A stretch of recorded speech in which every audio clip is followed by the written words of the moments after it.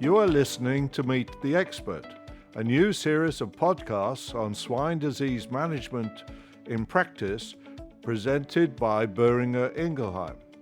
If you would like to know more about the subject we're discussing in this podcast, additional information is available offline.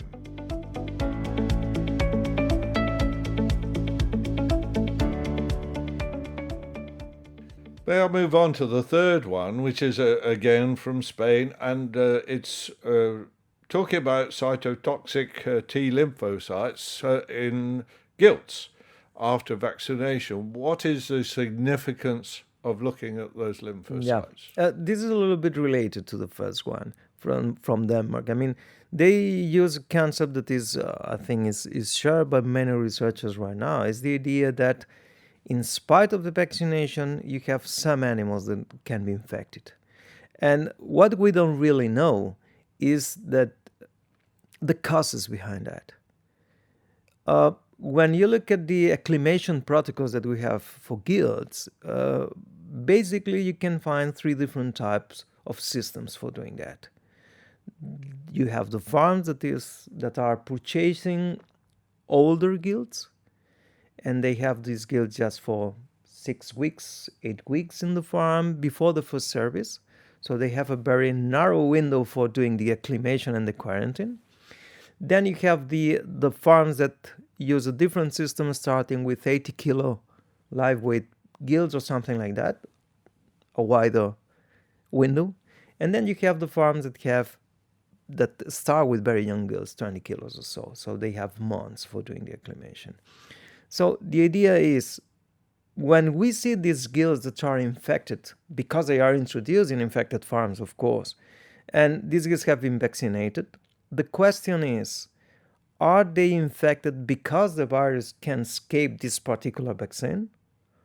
Or are they infected because the development of full immunity takes time, and we know that it takes time? Or they are infected because the schedule of acclimation is not enough with one vaccination or two vaccinations.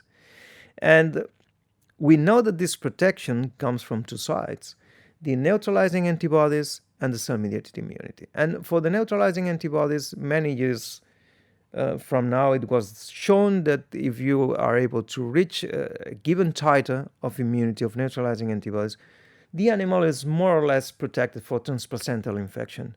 But we know nothing about cytotoxic lymphocytes. And we believe for many years that it was impossible to detect cytotoxic lymphocytes in sows. But this last year there was a paper showing that using a different approach, maybe it could. A different approach in what way? Technical approach. Because the problem is about quantities of cells that you can examine. So the more refined the technology, you can see things that you couldn't before. And now we have the possibility to examine combining molecular techniques, combining flow cytometry, combining sorting capabilities. We are able to select very few numbers of cells with specificity for the virus and to check what those cells are doing. And this is the approach of the idea. Look at gilts with different systems of acclimation or with different situations and compare. Compare those that are infected when exposed to the infected farm with those that are not infected using the same protocol. And this is about the question, is the protocol or is the host? If it's the protocol, we have means to change the protocol to produce better protocol for acclimation, to decide it's better to start with younger gilts or not, or it doesn't matter if they are young or they are old. If it's about the host, that's a completely different picture. You don't want to change every pig on every side. Each of your examples of your three winners this time, then, potentially the results they're going to give are going to have real practical value, real practical significance.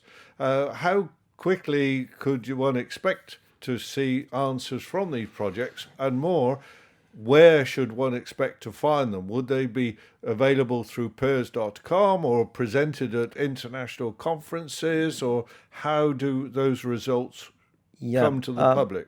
The period for the execution of the project is 1 year. It must be 1 year. It must be 1 year. And we understand that certainly when you are doing research, this is not maths. Sometimes you say 1 year and you need 15 months. Okay, that's fine.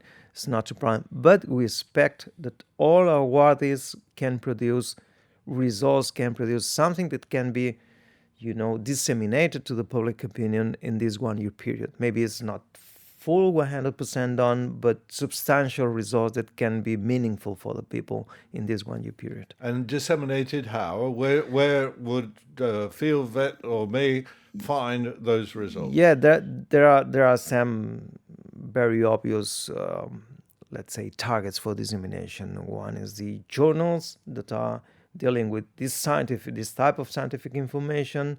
Then you have the journals or the papers that are more in the, let's say, general public dissemination.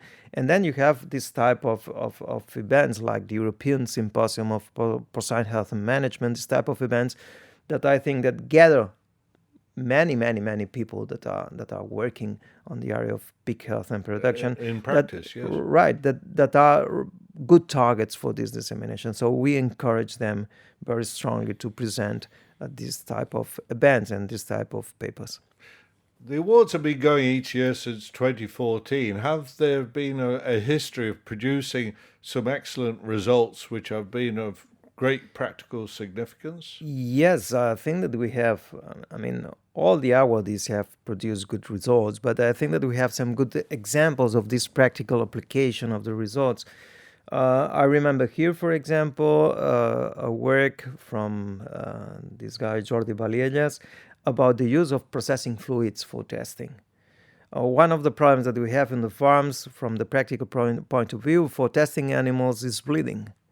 Bleeding is not something that we want to do because we have to handle pigs, we have to bleed pigs, we have to use needles. Nobody likes to do that. And when you talk about very, very, very young piglets, 1 day old or something like that, you know that there is also risk. Bleeding a 1 day old piglet or a very young piglet can cause harm to the animal. So it's better to avoid that. So the use of these processing fluids that are nothing else than the fluids that are produced by collecting, for example, if you are doing tail docking or something like that, collecting this type of things can be an alternative. And they produce results showing the potential of this type of systems, obviously with the limitations that the regulations indicate about this type of practices. I remember another one from the group at the ANSYS, Olivier Bourri, for example, in which they were studying the interference with maternal antibodies or, for example, the interference with influenza infection. And they demonstrated that influenza infection can interfere with the development of immunity to PRRS, just because influenza is producing a very strong immune response that can, at some extent, block the replication of the live virus that we have in the vaccine. So this is very practical. If you are in the middle of a moment in which influenza virus is circulating, think twice before vaccination. So the barrier potentially from influenza A virus infection, was this known before this work was done? Not exactly. For many years it was known that influenza induces a very high interferon alpha response. But one thing is to know that, and the other thing is to see what happens when this infected animal is being vaccinated, because in the farm you cannot have this picture because you are not normally testing for influenza animals before vaccination. Yes. And nowadays most of the influenza infections are subclinical. So, and I think that this was practical, or I was remembering, for example, another paper about the use of umbilical cords for testing PRRS, just to assess the stability or the instability of the farms. Umbilical cords are very easy to collect. This is completely harmless for the piglet, so it was a good alternative. So we have plenty of examples of that. And so the example you gave there with the research, does it give us a very good idea what to do if you're going to be, for example, vaccinating weaned piglets, taking account of whether or not influenza A is present? Mm-hmm. So perhaps doing these readily available materials as a test to see whether these other agents are present. Right. Well, would be a practical alternative and an easier thing than taking bloods in the traditional way. Right, that's the idea. Will there be a progression of such a project? Is it finished after 12 months, or is there another step that needs to go on? It depends. Sometimes are, projects with a clear start and a clear end. This is the goal, and once we have the goal, this is the practical application of this project and so on. But I think that many other projects, the end of the project is just the starting of something else. So, and maybe it's not up to us at this moment to say if they have to continue or not. But I think that most of this research, like any other research, is just a, step by step. You have one result, and this result open new questions. So this open way for new projects, for new research again. Certainly, I've been interested to, over time, read and hear about the investigation of variants and of strain differences in PRRS, and many of this is sequencing looking only at the all 5 open reading frame, and others are saying whole genome or a wider thing.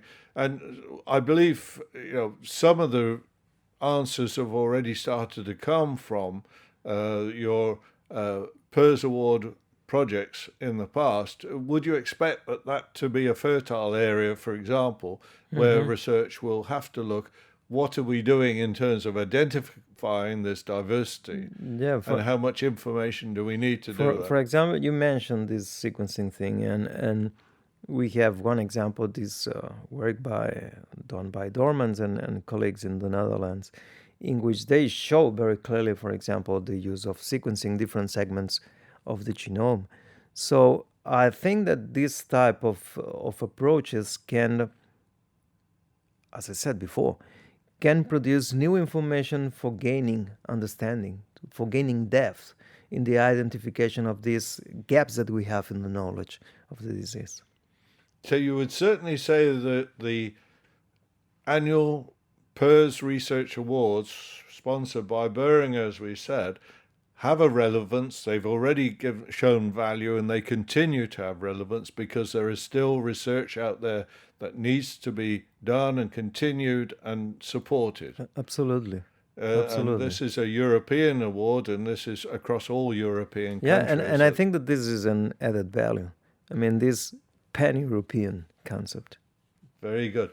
Dr. Mathieu, thank you very much indeed. You're very May welcome. I just take the moment to remind our friends who are listening to this podcast, we've referred to the information which is available on the website PRRS.com regarding application and about the board that you chair, some information about the members of the board, the constitution, and so on. And it helps to answer the practical questions of somebody who might consider making a submission. If I may add a word, I would like to encourage practitioners to present proposals. I can understand that, and I would say to every practitioner, please listen to this podcast and give it consideration. We're talking, in this case, on a European award, but I'm sure in a more general sense, the more practitioners can help us by organizing and leading and fulfilling projects, then that's going to be to the benefit of us all. Thank you, Dr. Mathieu. You're very welcome. Thank you very much. You have been listening to a Meet the Expert podcast presented by Boehringer Ingelheim. Please note that other podcasts in the series are becoming available. Stay tuned, and thank you for listening.